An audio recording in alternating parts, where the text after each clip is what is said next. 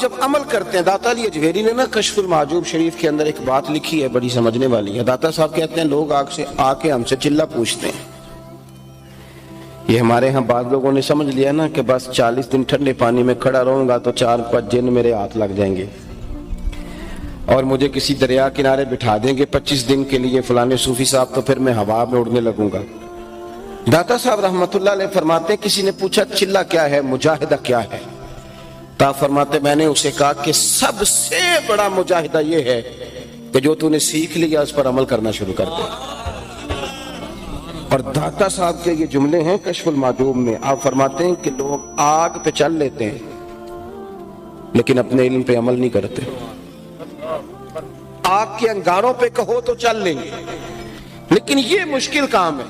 اگر یہ عمل کریں، اور آپ نے حضرت باجدید بستامی کا قول وہاں لکھا ہے، آپ فرماتے ہیں کہ شیخ باجدید بستامی فرمایا کرتے تھے میں نے 30 سال تک مجاہدے کیے ہیں، بھوکا بھی رہا ہوں، روزے بھی رکھے ہیں، ساری رات عبادت بھی کی ہے، پر مجاہدوں میں سب سے مشکل مجاہدہ اپنے علم پہ عمل کرنا۔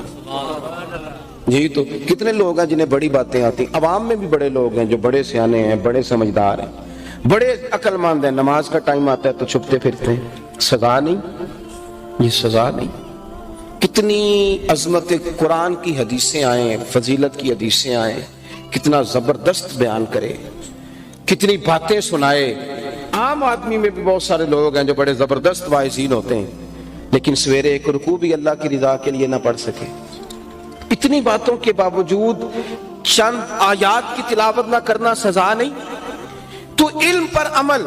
میں ایک بزرگ کو پڑھ رہا تھا، امین بڑے نے جی انہا یوں پیسے لے کے، اللہ تعالیٰ خوش رکھے، بیٹھے رہیں اور بات سنیں، اللہ آپ کو برکت دے۔